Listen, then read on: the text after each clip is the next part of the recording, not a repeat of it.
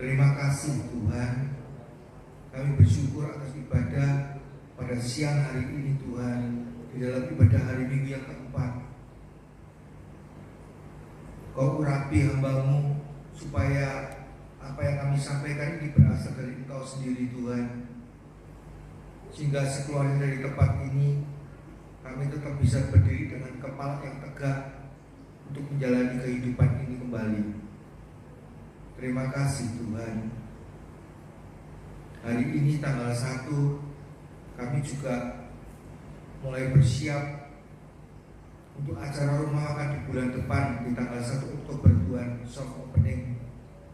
Kami tetap percaya Engkau yang menyertai setiap apapun yang kami kerjakan. Kami berserah kepada Tuhan. Kami mengandalkan Tuhan sepenuh hati kami. Di dalam nama Tuhan Yesus kami berdoa. Kami mengucap syukur. Setiap orang percaya dan juga yang ibadah malam ini, mari sama-sama kita katakan amin, amin, amin. Angin timur pembawa perubahan. Kita sudah belajar angin itu dari 3 penjuru, angin Roh Kudus, dari utara, selatan, dan dari barat. Kita sudah belajar bagaimana angin utara itu membawa hujan kesegaran dan berkat Tuhan. Angin utara juga bicara tentang hadirat Tuhan serta kemuliaan Tuhan yang semakin nyata. Jadi jelas kalau kita undang hadirat Tuhan, tujuannya supaya Tuhan itu senang dengan kita. Dia akan hadir. Kemuliaan Tuhan akan dinyatakan. Kemudian kita bicara tentang angin selatan yang menyelamatkan, yang datang dari Tuhan. Artinya Tuhan tidak akan membiarkan kita hidup dalam belenggu dosa. Dia segera datang dalam angin badai dari selatan untuk membawa kelepasan atas setiap kita, meluputkan kita. Itu angin selatan. Karena itu kita butuh Roh Kudus senantiasa. Kita juga sudah belajar tentang angin barat yang memberikan pengampunan dalam hidup kita. Sekali waktu kita masih berdosa, kita mohon pengampunan, Tuhan masih mengampuni. Dengan angin barat, tapi hati-hati, kita harus tahu jangan sampai terlambat minta pengampunan sama Tuhan. Hari ini kita bahas tentang angin timur yang dahsyat. Poin pertama, angin timur ini membawa perubahan sehingga nyata perbedaan antara orang benar dan orang fasik. Kadang-kadang sulit dibedakan mana yang benar, mana yang fasik. Kita ini benar atau belum? Kita ini jangan-jangan masuk yang orang fasik jenisnya itu. Maliaki 3 ayat 18. Maliaki 3 ayat 18 bisa dicatat. Maka kamu akan melihat kembali perbedaan antara orang benar dan orang fasik, antara orang yang beribadah kepada Allah dan orang yang tidak beribadah kepadanya.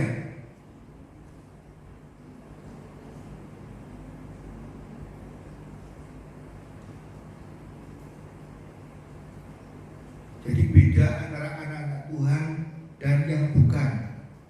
Karena bagi dunia, angin timur ini dari Roh Kudus akan membawa penghakiman bagi dunia. Tetapi bagi gereja Tuhan, angin timur dari Roh Kudus ini membawa perkara yang spektakuler. Kita harus percaya, beriman, harus kita andalkan. Dia membawa spektakuler. Saatnya kita beriman pada Tuhan. Jadi di sini dia akan angin timur ini akan membawa perkara yang ajaib dalam hidup kita. Bagian kita cuma butuh iman saja. Pasti Tuhan tolong, itu aja. Saya tak pernah berpikir sebulan yang lalu Pak Andres bilang, pokoknya disediakan semuanya perlengkapan. Aku gerak, aku ngajari. Enggak Pak, sambil jalan saya mintanya. Di sini kurang apa beli, itu aja. Saya beriman Tuhan cukupkan semuanya. Karena sebulan yang lalu nggak cukup semuanya. Udah beli ini itu nggak cukup. Apalagi keuangan nggak ada. Saya udah biasa seperti itu. Sambil jalan ini Tuhan tutup. Nah, Tuhan itu menunggu kita. Kadang-kadang kita nggak mau bergerak. Namun udah tutup piye, udah orang duit piye, ya gagal semuanya. Makanya doa pagi. Kalau udah doa pagi udah berserah. Tuhan, bagianku cuma doa pagi, selesai. Bagian kita belum diselesaikan. Kok minta mujizat piye? Kok minta bagian Tuhan ke piye? Nggak bisa. Tuhan itu menunggu kita dulu loh gerak. Kalau kita nggak gerak, Tuhan nggak mau nolong. Tetap kita harus bekerja, kita harus melangkah, kita harus bertindak, kita harus berpikir, kita harus pakai logika, harus. Bukan iman, nggak perlu logika, enggak, pakai logika juga mikir, aku harus beli ini, beli itu dulu dan sebagainya. Jadi itu yang kita lakukan. Bukan hanya doa tok, kita bertindak. Waktu kita bertindak, Tuhan ikut campur. Saya nggak mau beli ini itu yang lengkap dulu. Piye caranya? Kita cukup aja enggak kok, masih kekurangan terus. Beli ini, beli itu. Jadi di sini angin timur itu yang membawa yang spektakuler. Kita akan dicukupkan. Contohnya Ayub 27. Itu di Alkitab terjemahan diberi judul tidak ada harapan bagi orang fasik ya, tidak ada harapan.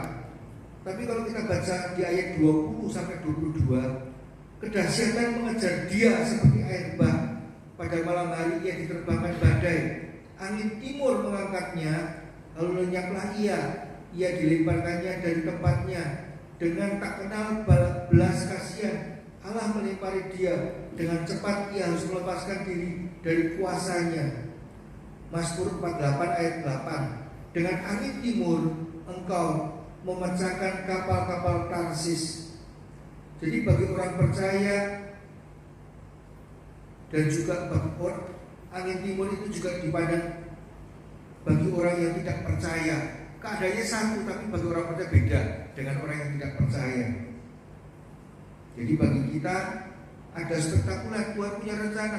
Pandemi ini Tuhan punya rencana.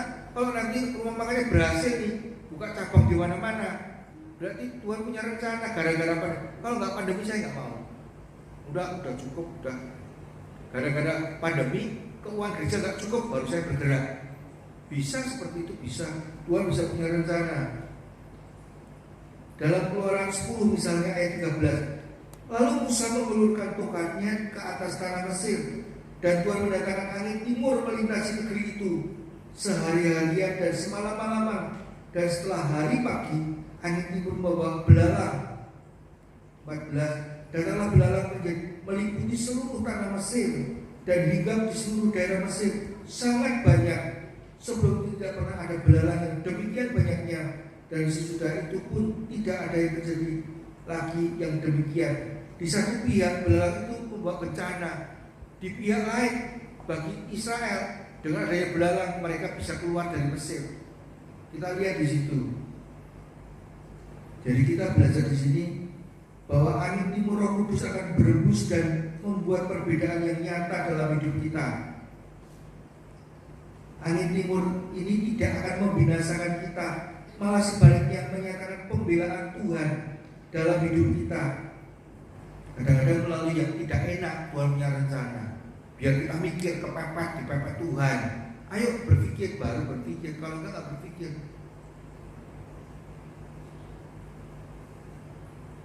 Jadi bisa rencana Tuhan, dia akan mempromosikan kita terus naik dan naik dengan cara itu, dengan cara sesuatu. Tapi apakah kita masih berada pada angin Roh Kudus? Apakah kita masih meminta Roh Kudus dari utara, selatan, barat, timur berhembus dalam hidup kita? Kita nyanyi, berhembuslah Roh Kudus. Benar kalau berada pada Roh Kudus? Kalau kita berada pada Roh Kudus, dia menolong kita.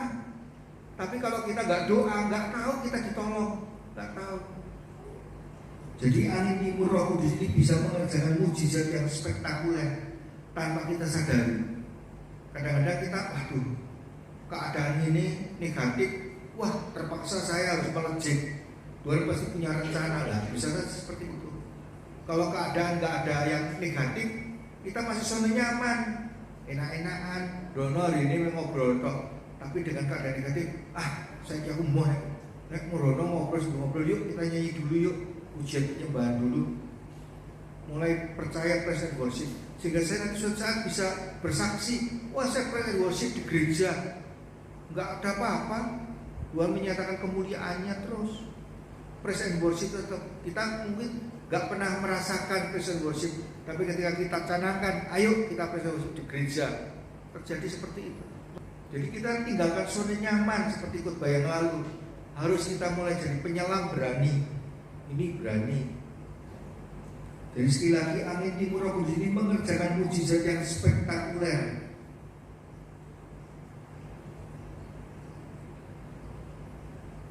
Dan untuk menikmati angin timur dari Roh Kudus ini kita harus ada di pihak Tuhan dan Tuhan di pihak kita. Caranya yang belum terima Yesus harus terima Yesus dan sebagainya.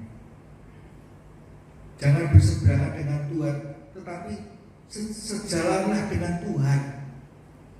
Tuhan di sekitar kita, di samping kita, jangan berseberangan.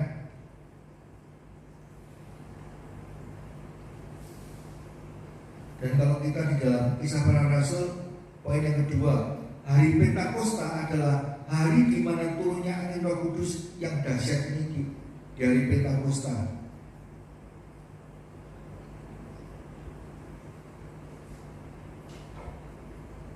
Ini adalah angin Roh Kudus dari keempat penjuru yang menjadi satu, angin utara, selatan, barat, dan angin timur dari Roh Kudus berembus dengan sangat kuat saat ini. Tentu ada syaratnya ya. Semua orang harus percaya. Yang kedua, semua orang yang percaya itu harus berkumpul di satu tempat. Semua Tuhan itu punya rencana. Jadi enggak diselesaikan dulu Pak, suami istri baru kerja kesuwen. Suami nggak mau atau istri nggak mau, cek.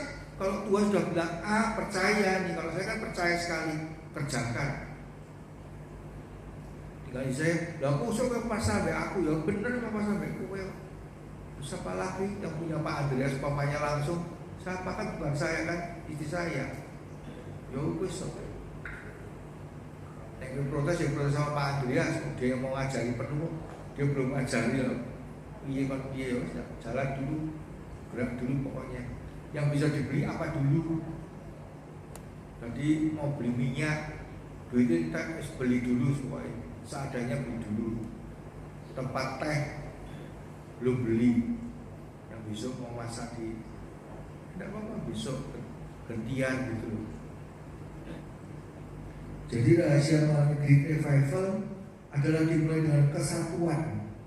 Semua orang berkumpul percaya. Dan mereka di satu tempat nantinya ya. Nantinya saya sama Bu Andi bersatu di satu tempat di rumah ini, di rumah Tuhan harus bersatu. Dulu sempat di jalan aja dulu, biar aja. Sing gelem doa sapa, doa dulu, enggak apa-apa. Jangan nunggu lah isi saya enggak bisa ini Pak, nanti enggak dukung, enggak kesuwen. Diamkan aja. Salah satu istri mungkin suami enggak dukung, istri doa pagi. Jangan gantung ke suami nggak bangun ke saya, iya Pak. Isi doa dulu. Kamu doakan pasanganmu lah. Karena menikah itu membangun rumah tangga. Membangun rumah tangga nggak bisa sehari, pandangan pertama nggak bisa. Selama-lamanya. Sekarang udah nggak tinggal, malah dua-duanya ditinggalkan sekarang. Rebutan mulai. Jadi ada semangat itu datang pada Tuhan. Lah wong Allah kita heran dan besar kok. Kita terheran-heran kok. Ya jadi yang dimaksud Tuhan, kita harus setia dulu dengan Yerusalem kita. Bukan gini loh, nek Yerusalemku, keluargaku belum beres, aku nggak mau melakukan, bukan. Syukur-syukur Yerusalem kita beres. Belum beres itu sudah kita lakukan, tapi harus kembali lagi. Lihat Yerusalem udah belum. Kita lihat lagi. Jadi jangan tergantung pasanganmu. Nanti pasanganmu nggak masuk surga. Yaudah Pak, saya mesake Pak, kudu dikancani pasangan saya. Lu jangan. Kita tetap doakan dan sebagainya. Lihat kuasa Roh Kudus yang bekerja. Dia memampukan. Jadi kita sama-sama bangkit dalam kesatuan dan meminta satu perkara, supaya angin Roh Kudus berembus. Bukan hanya angin timur yang membawa perbedaan, tapi angin dari penjuru utara, selatan, barat, dan timur bersama-sama berembus dengan kuat dan membawa kebangkitan yang besar di tengah-tengah kita. Kalau belum Pak, kita berbeda terus. Kamu melangkah dulu aja. Nah Tuhan memampukan. Tiba-tiba ada perubahan dalam hidup kita. Tiba-tiba Bu Ani mau besok bangun pagi dia ke pasar. belum buka mungkin dia udah di sana. Buta-buta belum datang dia udah belanja dulu dan lihat. Buta-buta dulu ketemu di sana nanti udah nongkrong sih malah. Cepat nanti dia bangun pagi lihat. Kadang-kadang kita pakai logika, wah kalau Yerusalem belum beres jangan lakukan salah. Biar aja tetap melangkah, nggak mungkin sempurna lah. Nanti sesuai waktunya Tuhan yang menyempurnakan.